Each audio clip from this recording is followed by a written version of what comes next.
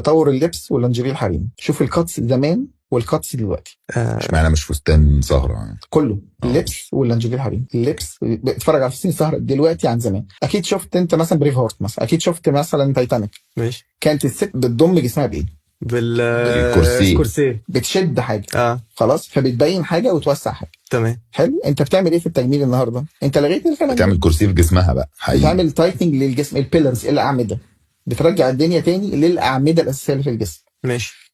نتفق ونختلف بقى، متفقين ايه اللي المفروض يتعمل للعيانه دي؟ يعني في عيانه النهارده تيجي تقول لها ايه، لا انت مش هتنبسطي مثلا لما تعملي عمليه تحت مثلا. متفقين ليه؟ عندها نسبه دهون، العلم ما خلاش اختراعات قوي.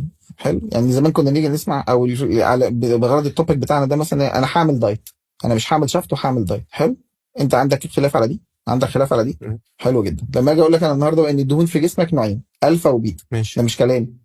حسن وحسين. حسن ده الابن الكبير اللي بيسمع الكلام، حسين العيل الصغير اللي مش بيسمع الكلام. ماشي. الدهون في جسمك النهارده، انا قررت اعمل دايت فنزلت 10 كيلو. حلو. تمام. نزلوا منين بقى ال 10 كيلو؟ نزلوا من وشي في الرجاله غير الستات.